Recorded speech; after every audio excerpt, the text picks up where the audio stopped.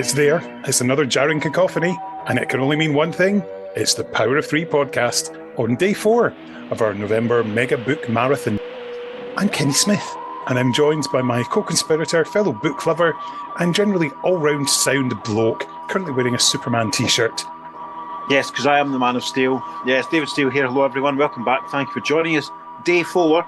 We're just about finished our supplies of pre-packed tuna fish, so we're going to have to move on to the pre-packed frozen fish fingers to keep us going in our little book bunker here.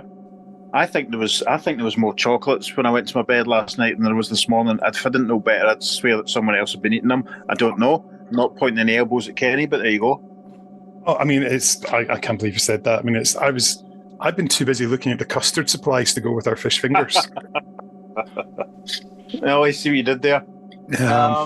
I do like custard. Love custard. Yes, I don't mind custard. Don't mind it. It has to be nice and hot, though. I remember as a child nearly being sick when eating it once and getting some of the skin sort of, the developed caught in my throat and just being a bit bleh. So I have to be careful with custard. Listeners, what puddings do you have issues with and do you have to be careful with? Write in and let us know. So day 4, obviously, it's the Fourth Doctor. It's Tom Baker. Kenny, which book are we discussing in honour of the Fourth Doctor today? Well, we are going to take a trip over to America to a rather chilly one. We're going to be chatting about Drift by Simon A. Forward.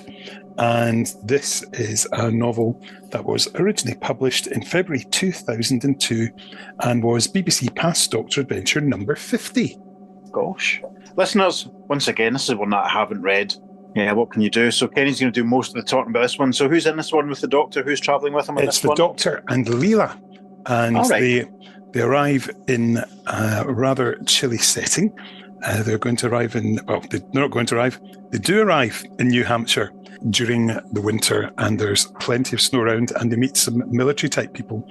And in fact, Dave, why am I telling people? Why don't you tell them what the back cover blurb has to say? White, the perfect camouflage for ghosts. White consumes the New Hampshire landscape, and troops move in on a survivalist cult following a spate of unnaturally severe blizzards. The Special Forces group, White Shadow, are searching for the missing fragments of a US Air Force jet, which crashed while engaged in top-secret test flights over the region. The Doctor and Leela have arrived at quite literally the wrong time. Thanksgiving is approaching, traditionally a holiday all about home and family, but this year, all that is lost. Like the local community, in the grip of something far more sinister than a harsh winter. Like young Amber Mallew, victim of a broken home that won't even settle in one place. Even White Shadow is lost, out of its depth and up against an enemy that not even the Doctor can find in this world of white. An enemy that promises the bleakest of midwinters for the people of New Hampshire and, before springtime, the end of life on Earth. There we go. That was far more succinct than I could put it.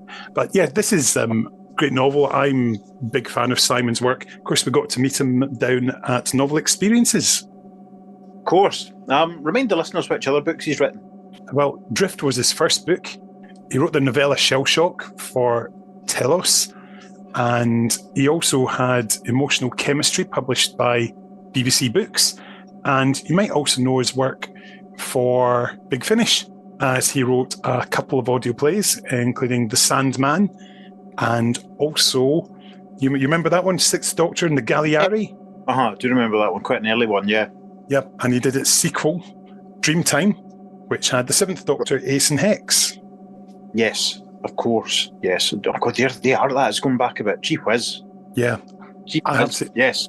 I love Simon's world building because I think that with the Clutch, which features in The Sandman, sort of an alien sort of spaceship, all sort of gathered together setting, I think it's wonderful. It's very, very clever and very good at building realistic worlds. And I suppose in some ways, building yourself something new on Earth, on a place where you've never visited, in this case, New Hampshire. It's quite an interesting one, particularly when there's an alien entity which has... how do we sum it up? That's not sentient enough to have meaningful communication, but it is able to communicate via emotion. So it's quite an interesting premise, that one. Again, interesting aliens like the Galliari. Interesting. I've seen some comparison of this one, sort of comparing it to Stephen King novels. Do you think that's fair? Well, very much so. The setting feels very Stephen King.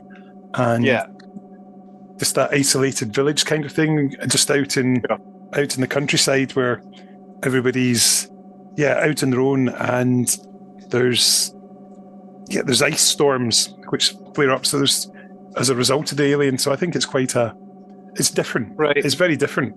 And it does have that sort of horror element. And Leela is really well written in this. I think you can imagine Lou Jameson saying the words.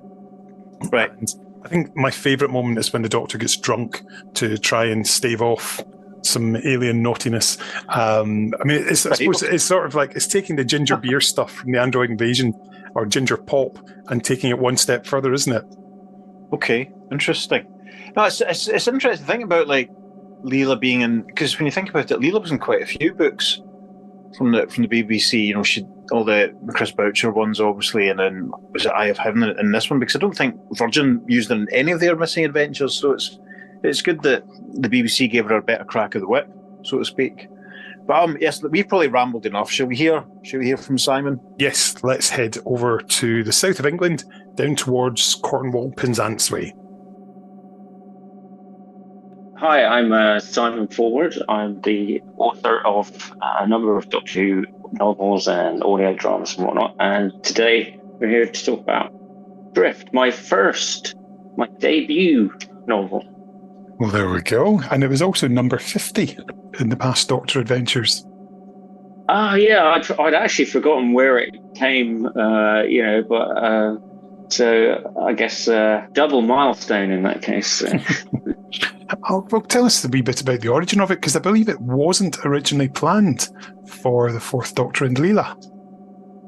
No, I think, I was in the habit of sending in, I think I told you before, but like bombarding Steve Cole and Justin Richards with book proposals. But this one, I think, was the first one that ended up in Justin Richards' intro. And I'd also been in the habit, a lot of my book proposals, including Emotional Chemistry, were originally for the Third Doctor and Liz Shaw. I just absolutely love that team. Some people might have thought it an obsession. Another one for Third Doctor and Liz Shaw. But oddly enough, I don't think they did that many of those. But anyway, for what it's worth, Justin, who was the editor at the time, finally said, I really like what you've got here with Drift, but if you consider making a Fourth Doctor one, I guess because they have scheduled slots to cover each Doctor and stuff. So, and he said you can have Sarah Jane Smith with him or Leela, sort of go with that. And I thought, I could do that because it actually sort of suits that Doctor just as well. I'm a big fan of horror fan rock, the sort of isolationist horror and everything, and this, although it's out in the open, it's still isolated and it has that same sort of atmosphere. And I just opted for Leela simply because I thought, you know what, as far as I'm aware, she's never encountered snow before. So I was like, I really want to write that for her. So that's how it all sort of came about. And as a sort of side benefit, if you like, or beneficial side effect, was I had this family in their locals in the New Hampshire region called Shaw, and there's about Shaw. So we actually thought that a Liz Shaw might be overdoing the Shaw. So that worked out. The setting is great because it's, instead of being the usual sort of home counties kind of setting. So I suppose that was also part of your thinking, just to take full advantage of the fact that with novels, you don't need to worry about budgets like that. Exactly. I mean, not only was it sort of, I suppose, part of the brief for both the Missing Adventures and the Past Doctors is like, but it also appealed to me, that sort of broader canvas. I mean, not to knock Doctor Who, but you get a bit tired of seeing English villages or London or the usual suspects of locales, and so and I just think the books and the audios, to that matter, give you that sort of freedom to go wherever you like, or the very thing that the TARDIS is meant to do, which doesn't often get to do on the TV simply because it costs money. Whereas imagination, costs nothing, unless fueled by the odd bit of creative alcohol. But that's another story. We'll come back to that later. Yeah, There's something I've got to ask you about that. Okay. But it's that freedom, and you just go, well.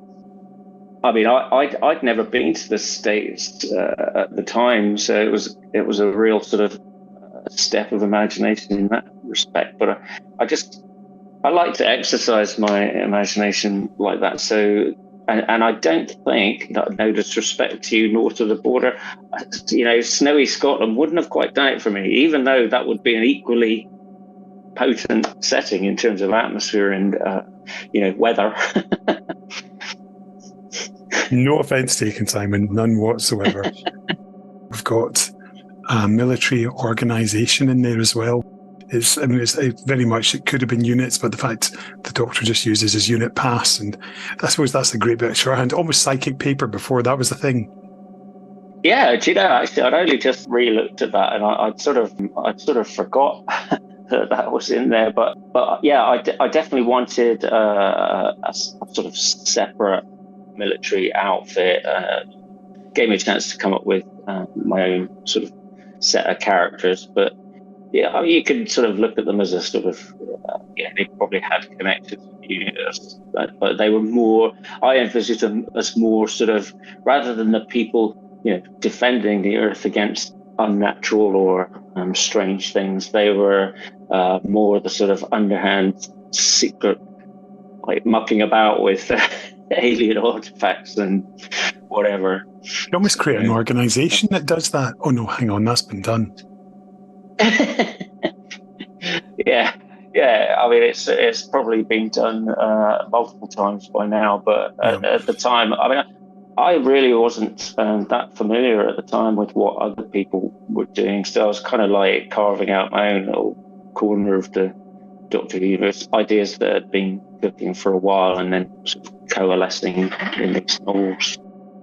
With the setting, the fact that it's something that we could imagine, whereas obviously alien worlds can be vast and, purple skies with, passing orange bright bubbles and things like that, just because that's the way they are.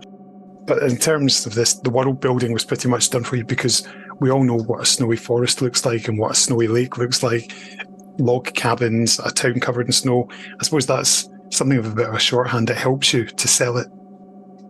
Well, it does. And I mean, I think it was when I actually wrote this, the early 2000s. So I think, Google was a help, just everything. So, but it's translating that into, the prose. And I think I probably helped matters for the readers or hindered them by coming up with about 100 different descriptions of the snowy landscapes and the trees and everything. So, they weren't going to miss out on that. With that setting, your villain of the piece, your monster of the week, sort of tied in quite nicely with that location. I assume that was all part of the plan, just to keep it all sort of related, and so that you've got something existing within that setting in a credible way. It was, although the actual nature of that beast came out of, I was watching the movie Fargo, and the very, very beginning of that, a car is coming down the road, but you don't see it, and it just emerges out of this like blanket whiteness, and it was such an evocative sort of image. It stayed with me, and that's where I think that's where my line "white, the perfect camouflage for ghosts" on the cover blurb comes from, because it's like, you can have a ghost story in whiteness. It doesn't have to be in the dark, just as effective. Because a lot of the best horror ghost stories rely on what you can't see. And So where did the idea for the Storm Core come from? And of course, that's the story, the device at the heart of the story.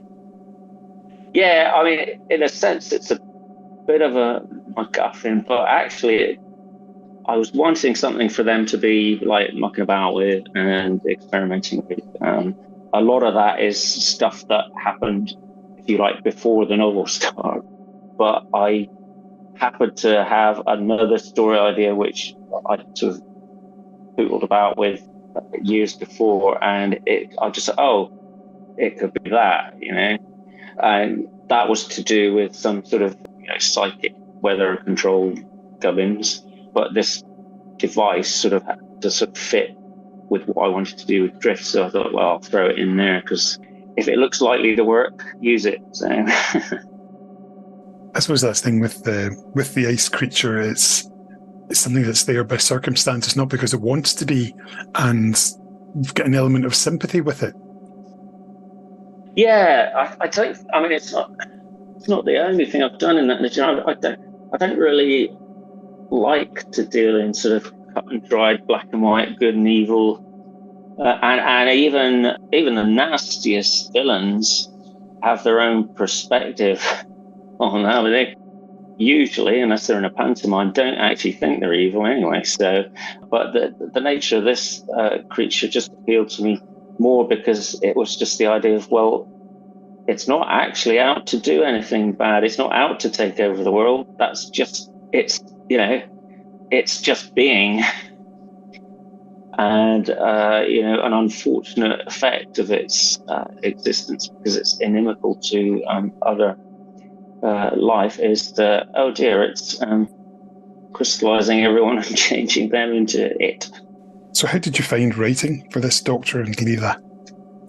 Well, I hate to use another weather analogy, but a breeze, really. I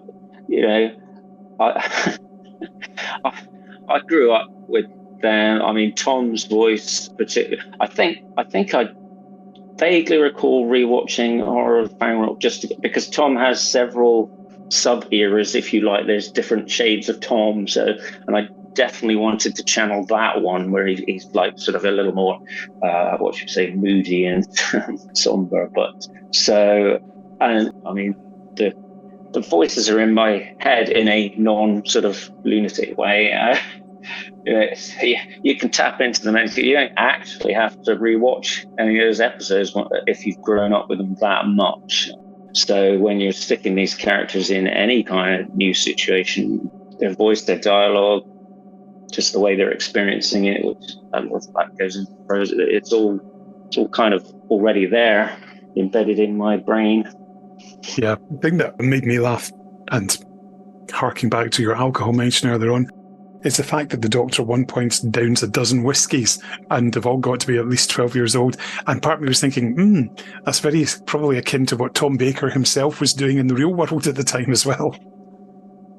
I've heard the stories, and I have no reason to doubt them. I mean, for me, if it was me, that would be a matter of personal pride. But so I'm not judging him, but I think it just kind of, obviously Mary Whitehouse would have had connections, but the Doctor drinking,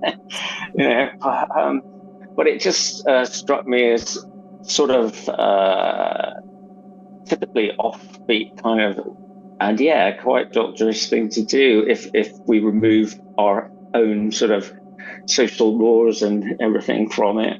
And I mean, he turns up in, I think, Android Invasion and orders ginger beer or something, and obviously it just amused me to sort of go, well, yeah, maybe he doesn't drink, but he could if he wanted, and in this case, he's doing it for the sake of humanity.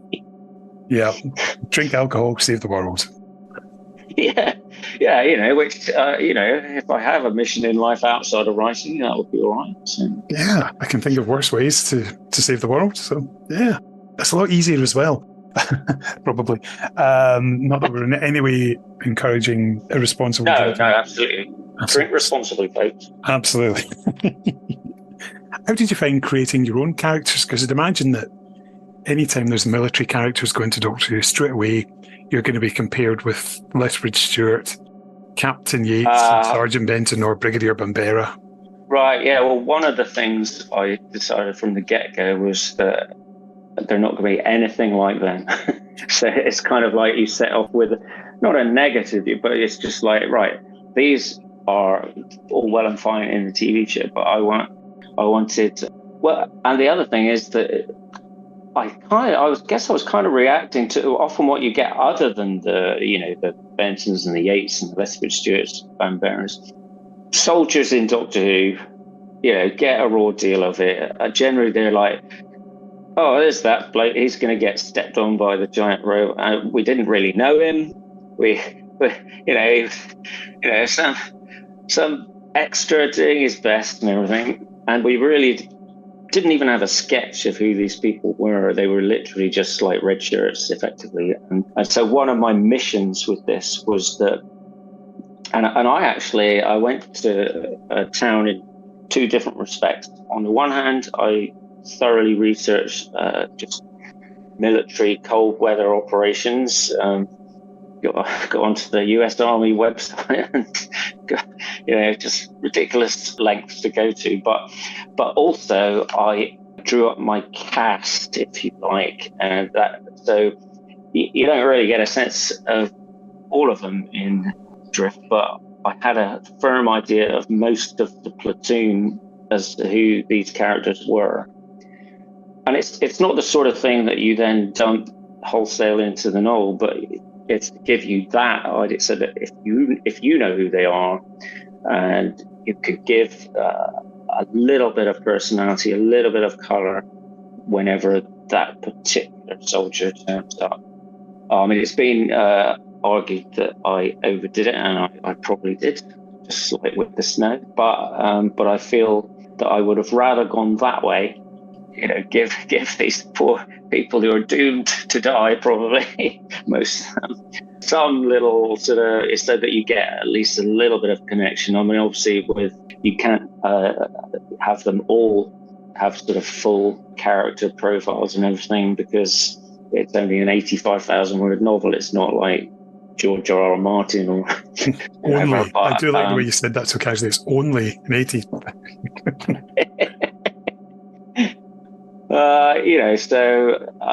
And those were my two approaches. We just get a bit of military authenticity and a tiny bit of a character sketch for each of these people, so that I knew who I was Stephen was. And then the sort of stronger characters kind of emerge.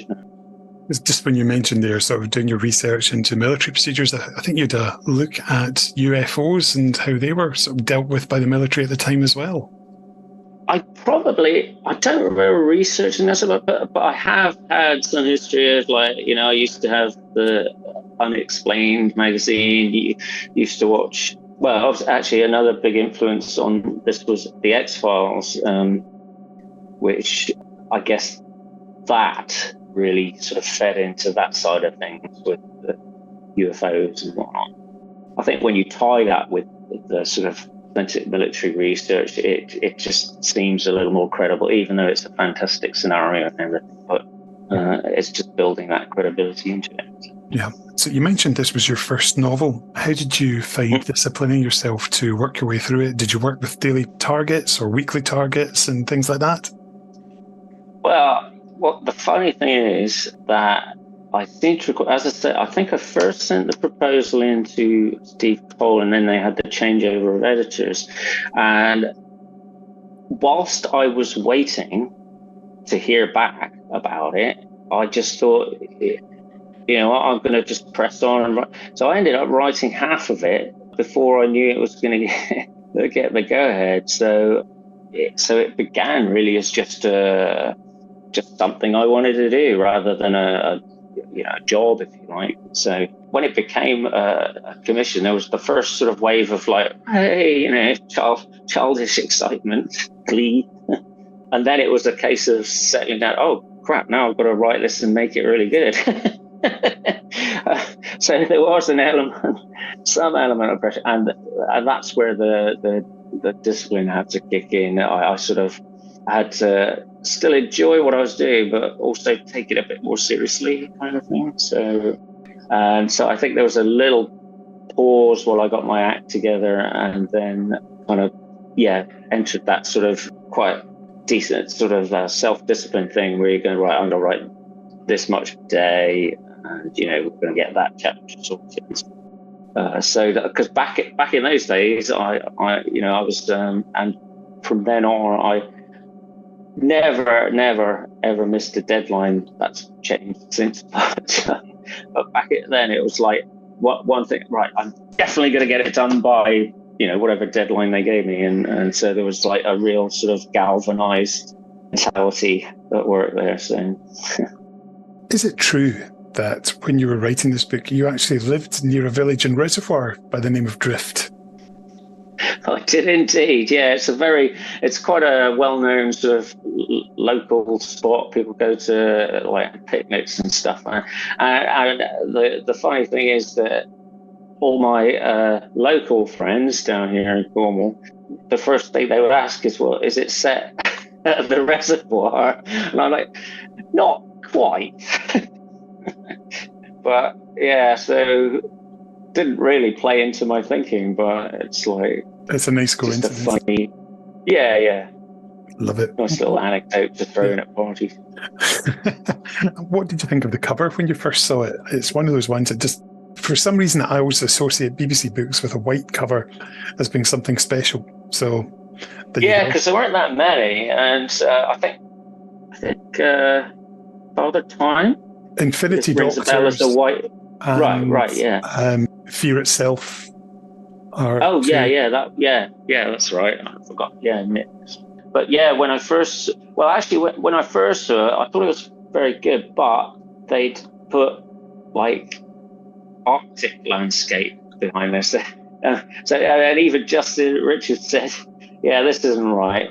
So they redid the background, but so it was more like when I saw it second, I was blown away because it's well, for one thing, it was almost exactly what I imagined I wanted on the cover, and it's just those footprints in the snow are very like evocative, particularly as I just reread a passage quite at the beginning with the Doctor and Leela have clearly sort of wandered off, and they've literally lost their way back to the TARDIS. I mean, they were going to leave, so and of course it amused me that their footprints are there at the moment, but there's been a bit of a blizzard since. It's like it was a very brief set of footprints, I think, but it's nice. Creative license, we'll call it that. Yeah. So it was your first book. It was your first Doctor Who adventure. So you'd go on to write more. So how do you look back on this one now? I'm obviously I'm very, very fond of it, and again, I had a brief look through, and I can be pretty pleased. I do think it's if I wrote it these days, it would be more sort of what they call deep point of view and less sort of flowery prose. But back then I was heavily influenced by both Ray Bradbury and, as I say, drawing on things like the X-Files and the more atmospheric Doctor Who stories like Horror of Fang Rotwell.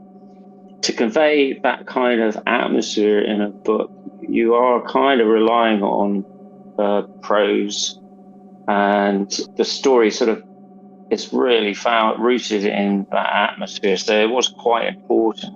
Like I say, I think I would write it a bit differently now, and it would be probably leaner and sharper. But I'm really proud. As a first novel, I think I kind of look and I think, wow, how did I do that? Because it's like it's a very creative piece, and it showed off some of my abilities which I wasn't even aware of, really. So you mentioned other authors there. To me, it also does sort of feel of Stephen King with that sort of New England kind of villagey feel to it. People said that, and my mum, bless her, said she really wasn't into Doctor Who, but she read this because her son read it. And one of the first things she said, and other people said it too, was, "What I really like about this is it doesn't feel like a Doctor Who story." Now, this was conversely a problem for some fans who would have preferred it to feel like a Doctor Who story, but I took it as a compliment because it's like, I always think, Doctor Who is such a broad sort of canvas that not everything should automatically start as a natural Doctor Who story. It can be many things outside and beyond that, and but either way, and many people said it was reminiscent of Stephen King, and I was like, yeah, I've never read any of his books, but thanks. I'll take it. If only it sold in the same numbers as Stephen King books do. Yeah, I'd be sitting in fancier surrounds, I think, by now, if that was the case. To be honest, you probably wouldn't be talking to me if you were, but... I'm sure I would. I'm sure people would have told me, no, Kenny, he's a nice chap. Have a word with him. So, but yeah, it's remarkable what we're thinking back on the reactions to it. And but one of my favourites, which I have to mention, is that a guy from New Hampshire wrote to me and said, "Wow, you've really captured my state in winter and stuff." And I was like, that is the biggest, that's all I need to know, all the other reviews, I'll read them and take on board and stuff, but that one really just kind of did my job. It's like, absolutely. All thanks to the wonders of Google image searches. Yeah, well, exactly. You've got to start some, not that I think this was well after I'd been to Siberia, which would have been another good setting. But so I had some experience of snowy landscapes by then. But I think capturing, that's a very different landscape to New Hampshire. So, and I think it was worth just, especially as parts of it, I think I ended up having to write like the second half of it when it was getting towards quite a nice summer. And so outside, there's lovely golden sunshine, people on the beach. And I'm like, oh God, I've got to be in snowy New Hampshire. How do I get myself there, Oh, if only I could remember what a nice sunny summer looked like. Yeah, you must have photos. Maybe they're all sepia tinted. Yeah, and they're black and white. Yeah.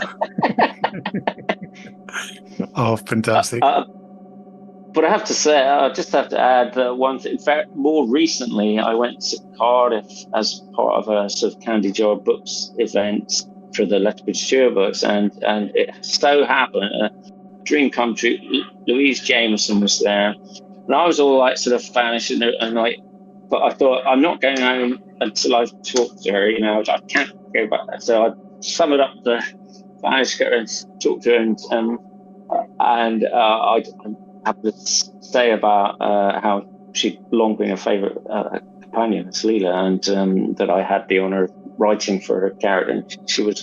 And she asked, what did I do differently for Leela, what special? And I was able to tell her about, I wrote Leela's first experience with snow, and she was well chuffed with that. So we had a good chat about that. And it's like, that's a special moment. Kind of like these chats we're having. It's a way that your work can like come back and not point you, but revisit you in a good way and go, well, that's add an extra frisson of pride and a nice warm fuzzy feeling in there. Yeah, well, I certainly endured that, but it was more of a cold fuzzy feeling due to the weather, but I've thoroughly enjoyed it. So Simon, thank you again for joining us for a chat. Yeah, thank you very much. Now, that was an interesting fact that Simon actually lives near a village called Drift, which I found quite funny. This was just something that I found out by chance. So, well, that's pretty cool. That's interesting. And also the fact that it started out as a Third Doctor and Liz Shaw book, which, to be honest, I don't really think it shows. From looking at it, I was quite... To me, it felt... I mean, yes, okay, there's some moments where there's like... where the Doctor's driving vehicles, which you don't really see Tom doing, but is very pertwee that. But it genuinely did feel like, it was... this was Tom's voice throughout. I didn't have any... Right. This has sort of been rewritten. You can hear... I mean, yes, at a strain you can push yourself to hear that... that pertwee sarcasm, but... Yeah, I think maybe the situation's probably feels a bit more Third Doctor-y than Fourth Doctor-y, given the military being involved and, as you say, driving big chunky vehicles. You can imagine the Third Doctor doing that quite easily. But it'd be quite poor if someone was to start a book with one Doctor in mind and change it to another, not kind of rework the dialogue and what have you. It'd be quite, I don't imagine them doing that particularly often. No, leave that to TV comic in the 70s. Absolutely.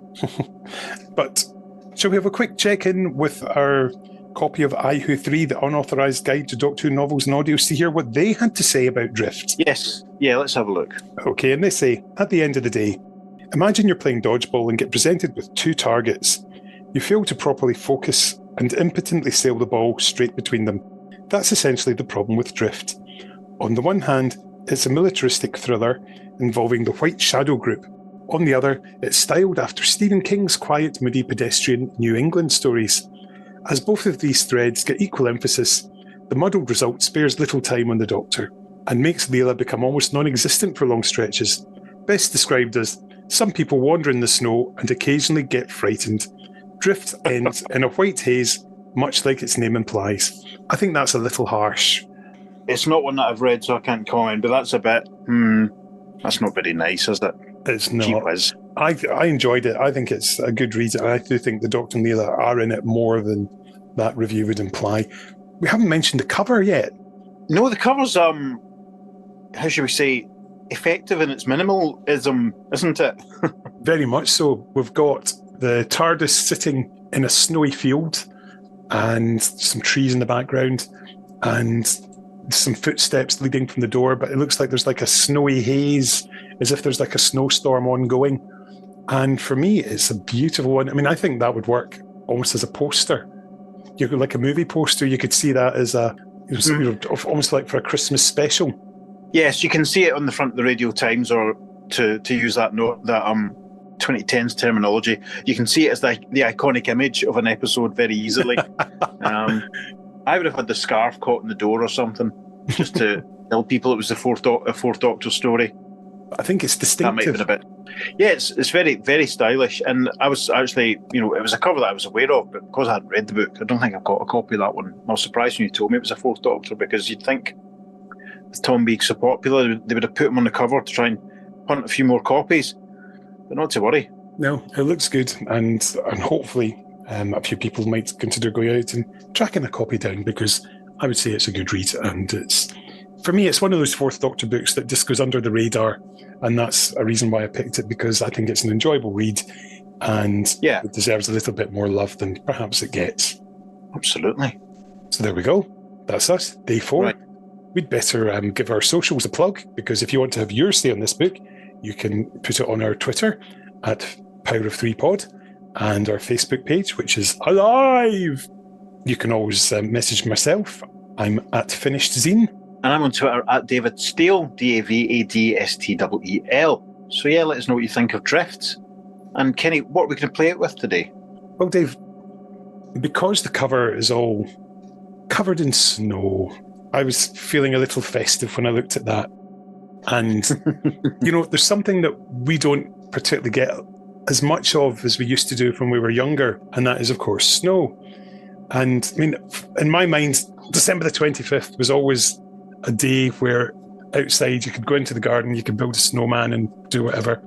So I thought, given that we don't see this kind of weather that often, I thought we should go for a song called It Doesn't Often Snow at Christmas by Pet Shop Boys.